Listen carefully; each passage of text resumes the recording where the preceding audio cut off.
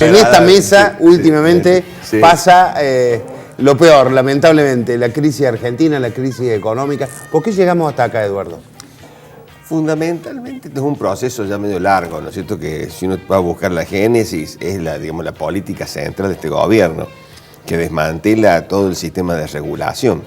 Entonces nosotros somos un país muy chiquito y por lo tanto estamos muy expuestos a cualquier movimiento internacional o local. Entonces esa desregulación que puede entrar y salir dólares de un día para otro, que hasta hace poco, digamos, los exportadores podían liquidar las exportaciones cuando se les antojaba, ¿no es cierto? Toda esa idea, ¿no es cierto?, de un dólar, digamos, totalmente, o el precio, digamos, del dólar totalmente regulado por el mercado. Y entonces esa idea inclusive de ocultar, digamos, que las fuerzas económicas están, digamos, concentradas. Se habla de mercado, yo siempre digo que es una forma de esconder que en realidad el mercado son grupos económicos con nombre y apellido. Entonces nosotros estamos frente a una economía que es oligopólica, que es que hay pocos que producen y además cartelizada que están puestos de acuerdo.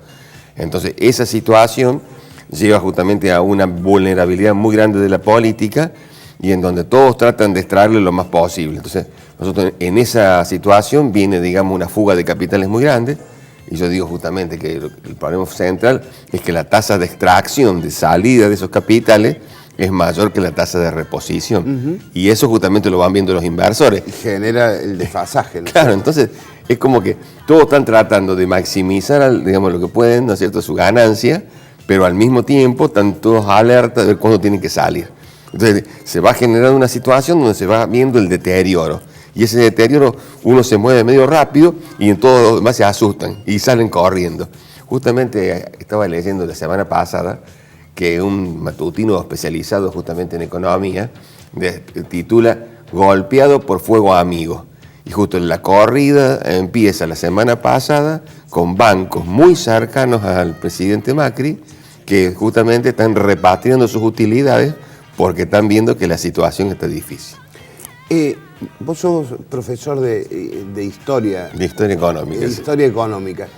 ¿Obedece, digamos, hay algún antecedente de alguna crisis similar en el país y en la región a la que se nos da en este momento en Argentina? En el país, bueno, tenemos la crisis del del 2001, ¿no? Pero me parece que no es hay exactamente igual, salvo, digamos, que hay una matriz política económica también de tipo liberal, ¿no es cierto? O como se dice vulgarmente, neoliberal, con esta confianza de que el mercado es un óptimo asignador de recursos, y en general vos podés ir recorriendo el tema, digamos, de las crisis anteriores en América Latina fueron fundamentalmente por un exceso de endeudamiento, mucha deuda justamente. Nosotros hemos hecho una carrera muy grande de endeudamiento en muy corto plazo. Esa es una diferencia. En general, las otras crisis que vemos en América Latina han sido procesos de más años de endeudamiento y en donde a su vez había como hasta más prudencia. Acá, digamos, hubo, no sé, yo casi por ahí pienso que hubo como una especie de acto de fe hacia el gran capital financiero que de alguna forma, a mí inclusive me parece hasta mágica, iba a dejar la especulación financiera para pasar a la especulación, digamos, a la producción, digamos, de bienes y servicios.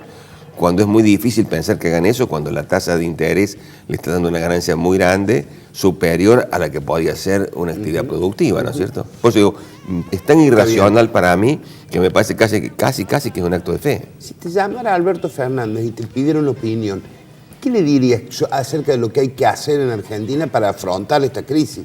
No digo ya para solucionarla definitivamente porque eso va a llevar mucho tiempo. Hay que poner lo que se llaman justamente las medidas macroprudenciales y comenzar a restablecer, digamos que yo veo que ya lo están condicionando, lo están llamando los grandes empresarios para decirle que no lo haga. Hay que volver a restablecer, digamos, una serie de medidas, ¿no es cierto?, de controles que den cuenta justamente de esta fragilidad. Que es más, el gobierno de Macri ha tenido que ir a ese tipo de medidas, aún en contra de sus pensamientos, como ha sido que tienen que liquidar los exportadores en 5 días, el gobierno anterior en 90 días. Esto lo ha puesto que en 5 días tienen que liquidar el producto de sus exportaciones. Eso es una medida de regulación. Yo creo que hay que hacer una serie de medidas de regulación muy importantes. Hay que salir, ¿no es cierto?, a desmontar rápidamente esta trampa terrible que son las LELIQ, porque si en algún momento determinado, las LELIQ tienen el reflejo en los plazos fijos. Si en algún momento los que tienen plazo fijo dicen, denme la plata, los bancos necesariamente tienen que ir al Banco Central y decirle, deme la plata de la LELIQ. Y es una base, duplicaríamos la base monetaria, es una cosa de loco lo que está pasando. Por ahí se mantiene como calladito, pero eso es una bomba de tiempo terrible. Se va a tener que regular la entrada y salida de capitales. Yo siempre pongo un país como Chile, digamos que es latinoamericano como nosotros. La inversión, digamos, tiene que dar por lo menos un año. Y nadie se le ocurre decir, qué sé yo, que Chile es marxista ni nada por el estilo, ¿no es cierto?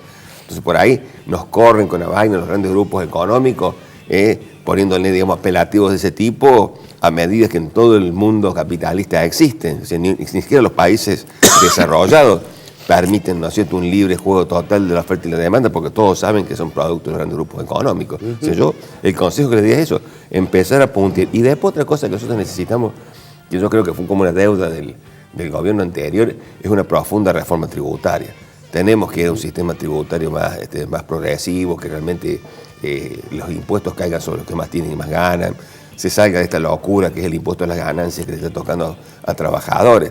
O sea, en general en el mundo no es que un trabajador no pague impuestos a las ganancias, pero es un trabajador muy bien remunerado el que paga este tipo de impuestos. Acá, digamos, un trabajador medio ya está afectado por el impuesto a las ganancias. Sí, claro. Eso es muy loco, realmente es muy inequitativo. Bien, van a preguntar mis compañeros. ¿Qué tal, Eduardo? ¿Cómo te va? ¿Qué tal? Una de las consignas de este gobierno era, al menos en el discurso, bajar el déficit, y esto implicaba, bueno, retirar pesos de la plaza y demás. Y bueno, a las pruebas está lo que está sucediendo. ¿Se podría haber reducido el déficit sin que pegue así directamente sobre el consumo, sobre las pymes y demás?